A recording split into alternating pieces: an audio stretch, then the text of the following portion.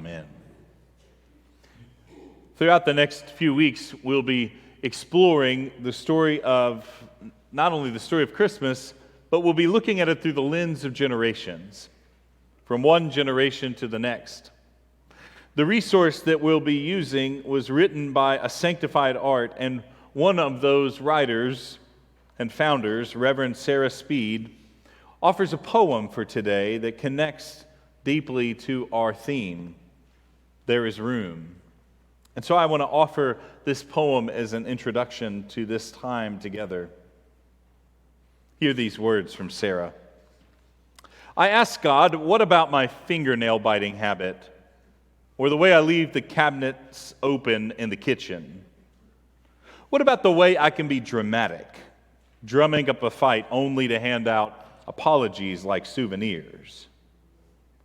What about the way I second guess myself, let shame drive, or stay quiet when I have something to say? What about the way I chase accomplishments like a dog with a bone? What about the doubt or the fact that I'm terrible at prayer and cannot help but yawn at church? What about?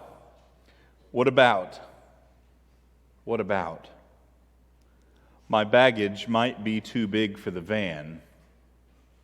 But then God called me by my first and middle name, which always means business, and said, "Who told you that you were too much? Sugar, there is so much room for you here." So that's when I grabbed a seat, and we hit the road, and I knew right then that the rumors were true. There is room. There is room. There is room. Isn't it amazing how oftentimes poems not only connect us to the author, to the one who's writing those words, but before we know it, we're drawn in and imagining too the list we might give, the what-abouts. What about, and we could create our own list, amen? Those moments when we might join in doubt and self-doubt, when we might lift up the ways that we feel like some attributes or personality traits or how we experience the world or even some of those habits we'd love to let go of emerge, and our list, well, it could grow rather long. I've got one. If you'd like to hear it, my wife would be happy to offer you some insight.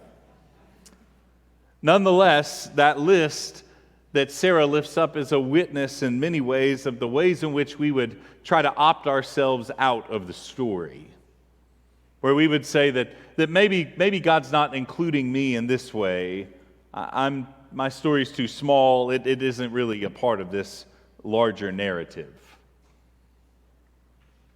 But then God called me by my first and middle name. Now, when I hear that, I must confess that probably speaks to a different experience in my life. When I heard Brian Michael, I promise, joy and adoration was usually not what followed. Maybe the same was the case for you. And yet, every time we baptize a child, we name their first and middle name. And we claim that God has promised grace and love to be with them throughout their life, has already been with them even before they came to be among us. And so we reframe that when that first and middle name is called, yes, it's not simply in discipline but it truly is serious business.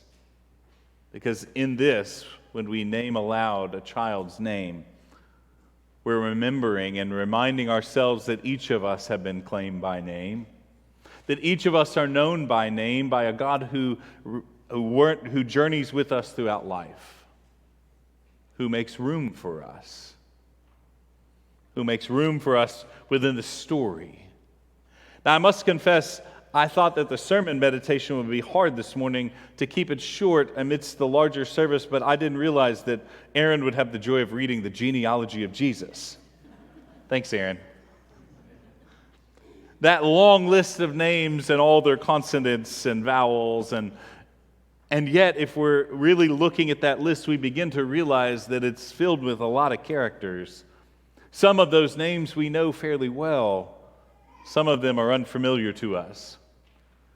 Sometimes you might scratch your head thinking, well, there's a few in there that are pretty broken. Some kings that were pretty wicked, some folks that had histories and stories and baggage that honestly could fill more than the time we have allotted today if we were to even begin to touch up against them. And maybe, too, you would say, my story has lots of baggage. My story has lots of moments where I might not lift it up and celebrate, where I might not fully share with you who I am. I'd rather keep that a little closer. I want to invite you in this Advent season that the God that we celebrate who comes to us is a God who can handle all our story and our baggage, and invites us and bids us to still come, to have a seat, to join on that journey, because there is room. There's room for your story and for mine. And somehow in the midst of the beauty of that room, we realize that all of our stories connected are a part of a much larger narrative of God's transforming work in the world, of God's love and grace. And friends, that's good news today. It's good news for us because not only is there room for us, as we begin to recognize and understand that more fully, we just might be among those people making room for others, for their stories and their experiences, for the moments where they might say, I'll have to opt out, I've got too much baggage. What about? And they would offer us the list. And maybe we would be among those who'd say, but friend, there's room. There's room for you. There's room for me. That's good news today. Thanks be to God. Amen.